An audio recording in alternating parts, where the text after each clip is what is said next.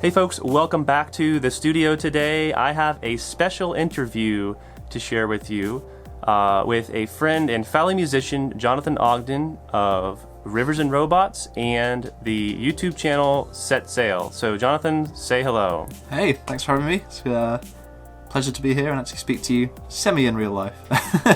Kind of through a camera a bit. Jonathan, tell us where you are located and where we're talking to you today. Yeah, so I am in my home here in Manchester, which is like kind of straight in the middle of the UK, and we kind of work in the big creative zone of Manchester with a lot of artists and that kind of thing. So I don't know how long we've known each other, but it's been at least on social media for at least seems like a couple of years now. Yeah, a couple of years, I think. Tell me a little bit, just briefly, about how Rivers and Robots got started, and then also what is Set Sail and how do the two go together? Sure. So Rivers and Robots started about 7 years ago now.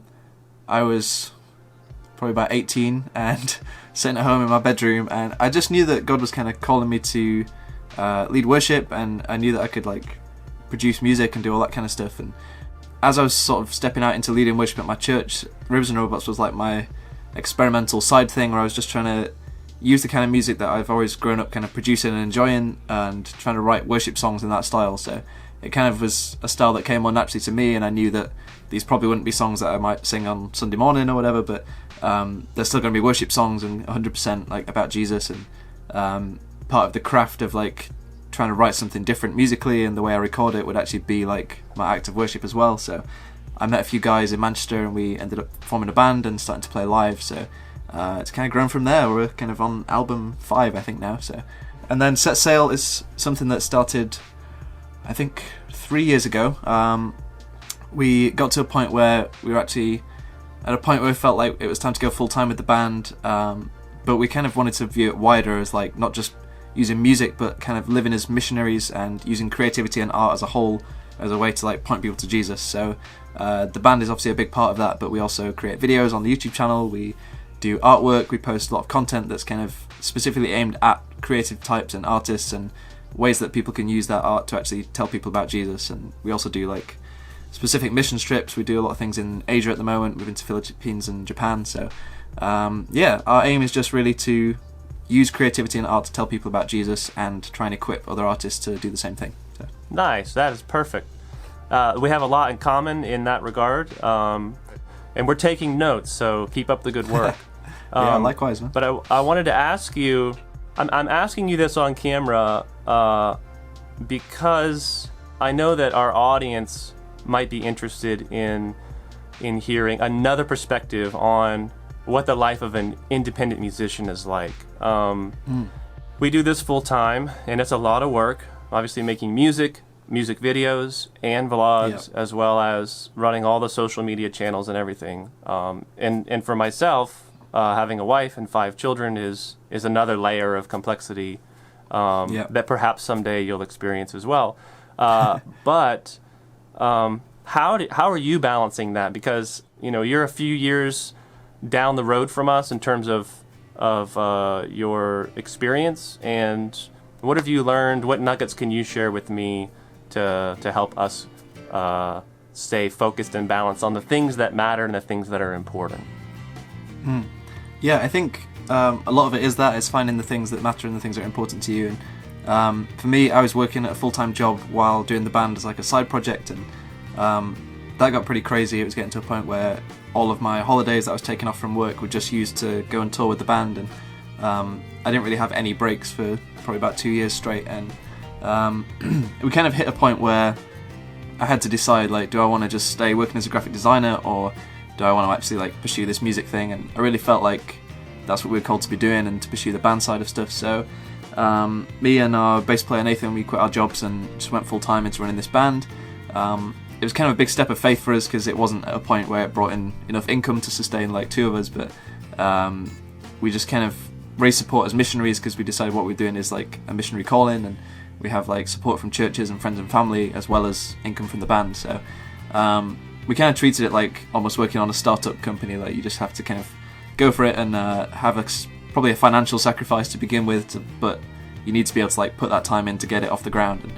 And I think something we've realised as we go along is that finding people to come on board as much as you can that can actually help with other things is a really useful thing. So at the moment, as an independent band, we've been running like everything from managing our publishing and like taking on bookings and organising events, and just every aspect of the band we were pretty much doing ourselves. And since then, we've kind of found different partners with various music services that can actually like help us with some of that stuff. So overall, we do still run as an independent band, but we have a guy like a booking agent that helps us to book tours and that kind of thing.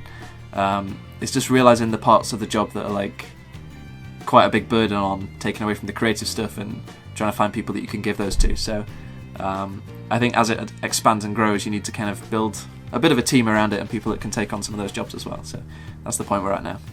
Yeah, and that is a point that I feel like we're getting to. I mean, we were talking earlier, and I'll just interject here for the sake of my audience, that we did an interview on Jonathan's channel that I'll leave a link for you to go check out.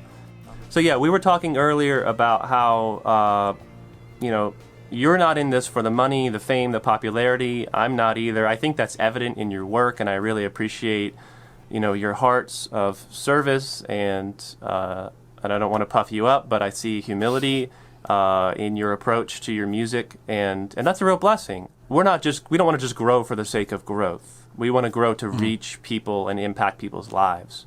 But when you do that, it's a catch-22, because the more people that you're reaching, then the more people that are reaching out to you, and the less time you have for everyone. How do you balance like your own personal life, your own privacy, your own, life with the being out in public?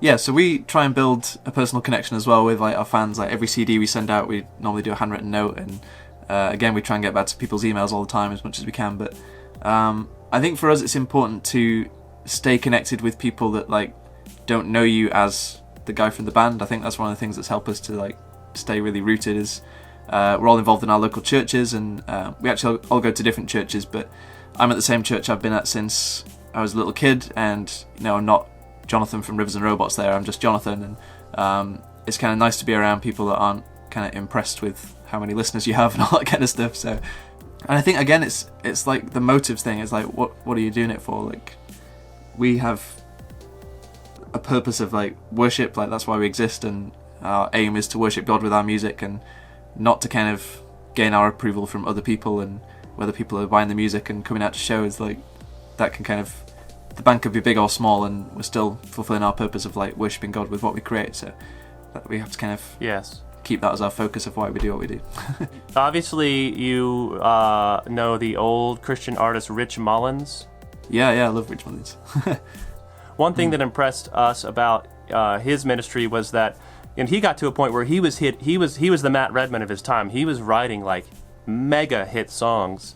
He stood to be a millionaire easily, and he hired a board of directors to determine like the average like lower middle class salary of the time, to pay him from his music sales and royalties, and to give the rest of it away to charity. And I thought that was like that's perfect, like it's easy to be starstruck, and for that to go to people's heads. So I want to encourage you to stay humble in that. I'm speaking to myself as well, and for my audience, that's something that we really strive for. What do you prefer to do? Do you prefer to work sort of behind the scenes in production mode, or do you like to be out on stage? I'd say my favourite point is probably working in the studio and the production side of things. I've always been a bit more of a introvert kind of geek type guy, so I like the kind of just detail of working on a computer and like crafting these songs and arrangements, and the fact that the songs can then go and be heard by lots of people. But I do enjoy the live side of things, and I think my favourite part is like actually getting to meet people and build that personal connection with people. But even in the band, like our bass player Nathan's completely the other way around. Like being in the studio too long drives him insane, and like going out and playing live shows is like his favourite part. So it's good to have the balance, I think. But yeah, he is a bubbly mate, isn't he? Yeah. Well, I'm glad that we have that in common, and I look forward to whatever you guys have planned in the near future. if there's one thing that you could share with our audience, to something coming up or anything that you'd like to plug, this would be your moment. So what you got? Awesome. Yeah, I just encourage anyone, especially if you're involved in any type of creative work or art or any kind of thing like that. If you haven't checked out the Set Sail channel, then you're welcome to come over and check out the kind of stuff that we make. And we're trying to make videos every week around that topic to just encourage and equip artists. So I guess if that's you, hopefully you'll find the content helpful. And I think they will.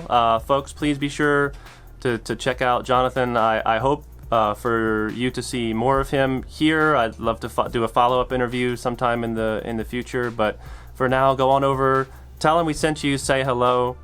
Thanks for doing good work, Jonathan. Thanks. God bless you, and I guess we'll sign off here. Yeah, you too, man. Thanks for the interview.